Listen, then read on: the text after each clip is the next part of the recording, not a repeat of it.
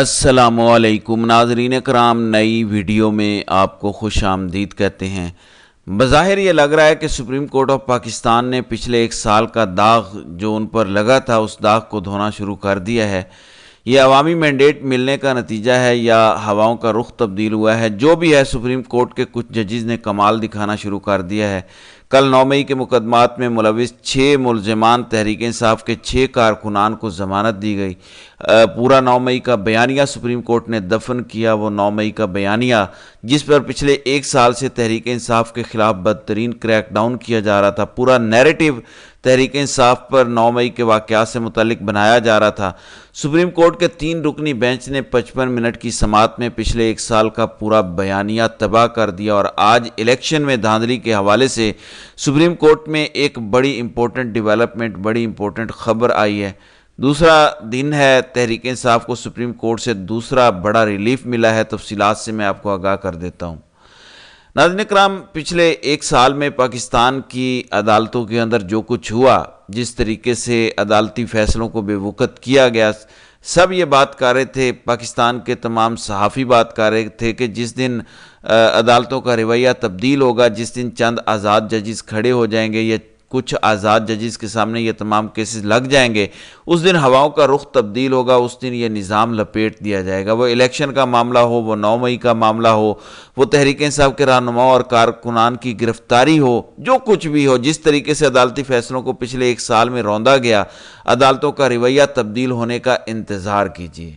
اور اب یہ لگ رہا ہے کہ سپریم کورٹ یعنی پاکستان کی سب سے بڑی عدالت نے شروعات کر دی ہیں، اس نے پہلا قدم اٹھا لیا ہے۔ سپریم کورٹ سے بظاہر یہ لگ رہا ہے کہ وہ داغ جو پچھلے ایک سال میں پاکستان کی سب سے بڑی عدالت، پاکستان کی سب سے بڑی عدالت میں بیٹھے کچھ ججز پر لگا، وہ داغ انہوں نے دھونا شروع کر دیا ہے۔ یہ معاملہ 2 دن پہلے شروع ہوا جب سپریم کورٹ میں بلوچستان کے ایک حلقہ PP50 قلعہ عبداللہ کا کیس آیا، جس میں فارم 45 کے مطابق ANP کے رہنما جیتے تھے اور فارم 47 کے مطابق JUI کے رہنما جیتے تھے۔ سپریم کورٹ کا 3 رکنی بینچ تھا۔ انٹرسٹنگلی اس بینچ کے اندر قاضی صاحب بھی شامل تھے۔ الیکشن کمیشن کو سپریم کورٹ کو یہ کہہ رہا تھا کہ اس حلقے میں ری پولنگ ہونی چاہیے، لیکن سپریم کورٹ کے 3 رکنی بینچ نے اس حلقے میں دوبارہ الیکشن کروانے کا حکم دیا۔ دوبارہ الیکشن کروانے کا حکم دینے کا مطلب یہ ہے کہ ایک امید جاگی، یہی پیٹرن جو بلوچستان میں دھاندلی کا تھا، یہی پیٹرن پنجاب میں اپنایا گیا، یہی سندھ میں ہوا، تمام جگہوں پر ہوا۔ سپریم کورٹ سے تحریک انصاف کو ایک امید جاگی کہ اگر بلوچستان میں یہ فیصلہ آ سکتا ہے دوبارہ الیکشن کا، تو پنجاب اور سندھ کے وہ تمام حلقے جہاں پر فارم 45 میں تحریک انصاف جیتی ہے، فارم 47 میں نون لیگ کو جتوایا گیا، وہاں پر بھی دوبارہ الیکشن ہونا چاہیے، وہاں پر بھی دوبارہ انتخابات ہونے چاہیے۔ لہٰذا سپریم کورٹ میں تحریک انصاف نے الیکشن میں دھاندلی سے متعلق نئی گیم ڈال دی۔ پھر 9 مئی کے مقدمات میں کل ملوث 6 ملزمان کو جس طرح ضمانت دی گئی، یہ زبردست فیصلہ تھا، گیم چینجر فیصلہ تھا۔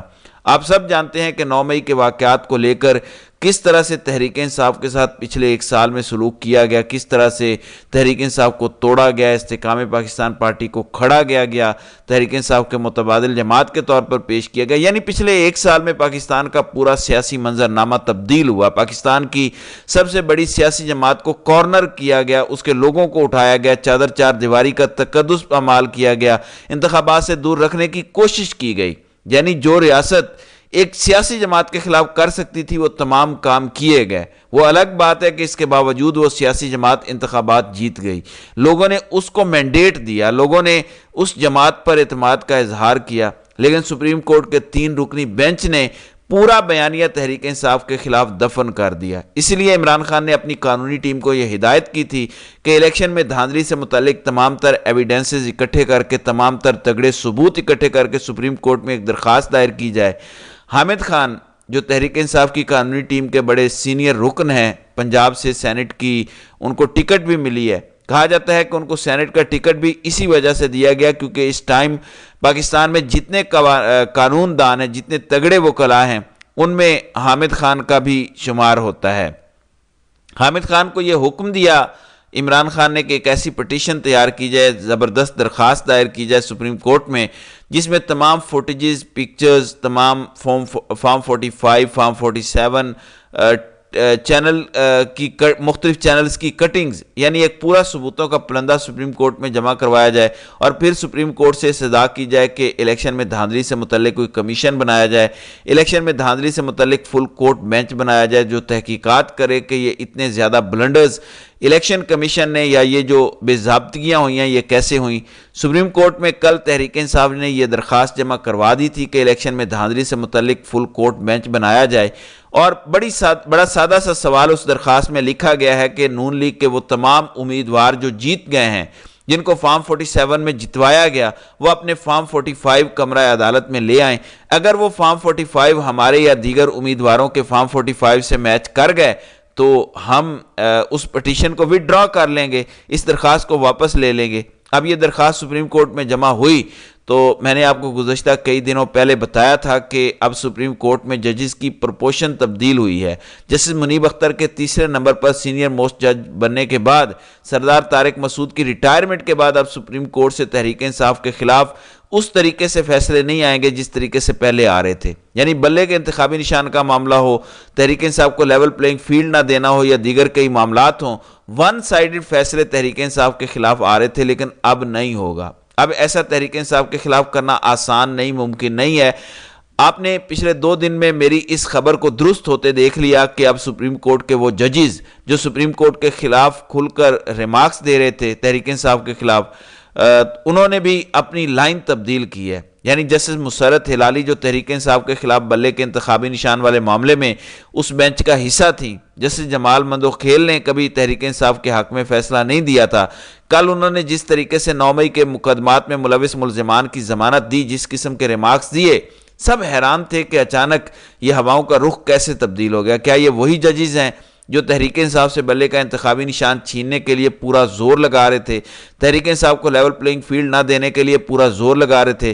انہوں نے تو کل ایسی باتیں کی کہ عقل دانگ رہ گئی۔ یعنی یہ تک کہا کہ آپ سابق وزیر اعظم کو غدار کیسے کہہ رہے ہیں؟ آپ سابق وزیر اعظم کو ایک پولیس کانسٹیبل کی شہادت پر یا گواہی پر یہ ثابت کرنا چاہتے ہیں کہ سابق وزیر اعظم غدار ہیں؟ سابق وزیر اعظم غدار نہیں ہے۔ یہ ریمارکس تھے جسٹس جمال خان مندوخیل کے۔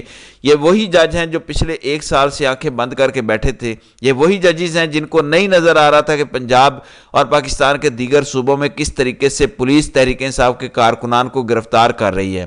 آج 1 سال بعد جب عوامی مینڈیٹ تحریک انصاف کو مل گیا، جب لوگوں نے ووٹ دے دیا، جب عدالتوں میں بیٹھے کچھ ججز کو پتہ چل گیا کہ یہ تو پوری کایا پلٹ گئی ہے، لوگوں نے تحریک انصاف کو ووٹ دے دیا ہے، وہ 9 مئی کا پورا بیانیہ جو بنایا جا رہا تھا کہ لوگ متنفر ہو چکے ہیں، تحریک انصاف کو ووٹ نہیں دیں گے، عمران خان کی کہانی ختم ہو چکی ہے۔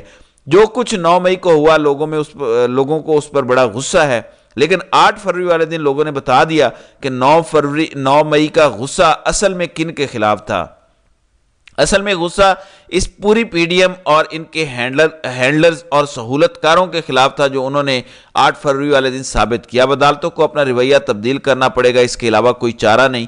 اس لیے پچھلے 60 گھنٹوں کے اندر سپریم کورٹ میں حیران کن تبدیلی نظر آئی۔ امپورٹنٹ ڈیولپمنٹ یہ ہے کہ شہر اقتدار کے وہ تمام عدالتی رپورٹرز جو سپریم کورٹ کو کور کرتے ہیں، وہ بتا رہے ہیں کہ الیکشن میں دھاندلی کے متعلق جو خاص سپریم کورٹ میں تحریک انصاف نے درخواست جمع کرائی تھی، اس درخواست کو منظور کر لیا گیا ہے، سماعت کے لیے مقرر کر لیا گیا ہے۔ اور عین ممکن ہے، یہ بڑی انٹرسٹنگ خبر آپ کو بتانے لگا ہوں کہ عین ممکن ہے جو درخواست کے اندر مطالبہ کیا گیا ہے فل بینچ بنایا جائے، عین ممکن ہے کہ فل بینچ بھی بن جائے۔ ناظرین اکرام، اگر فل بینچ بن جاتا ہے تو یہ شہباز شریف کی حکومت کے لیے ایک ڈراؤنا خواب ہوگا۔ شہباز شریف کی حکومت کے گنتی کے دن رہ جائیں گے، کیونکہ جب وہ فل بینچ بنے گا تو اس بینچ میں جسٹس اطہر من اللہ ہوں گے، جسٹس منیب اختر بھی ہوں گے، جسٹس عائشہ ملک بھی ہوں گی، جسٹس جمال خان مندوخیل ہوں گے، اور وہ ججز ہوں گے جن کے بارے میں عام تاثر ہے، جن کے بارے میں یقین ہے کہ یہ آزاد ججز ہیں، یہ کسی دباؤ میں نہیں آئیں گے۔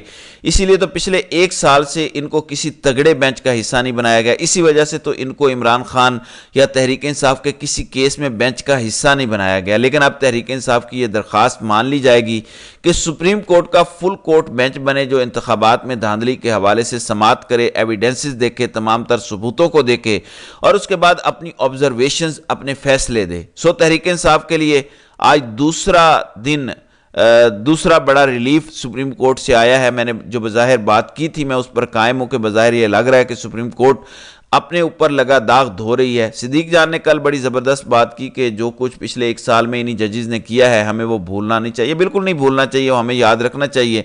लेकिन अगर वही जजेस थोड़ा सा रिलीफ दे रहे हैं, वही जजेस इन चीज़ों को दुरुस्त करना चाहते हैं, चाहते ना चाहते किसी दबाव की वजह से, अवामी मैंडेट की वजह से या हवाओं का रुख तब्दील होने की वजह से, कुछ भी है, हमें ये अप्रिशिएट ज़रूर करना चाहिए कि अब अपना किबला दुरुस्त करने का वक्त आ गया है सुप्रीम कोर्ट से तहरीक इंसाफ के लिए।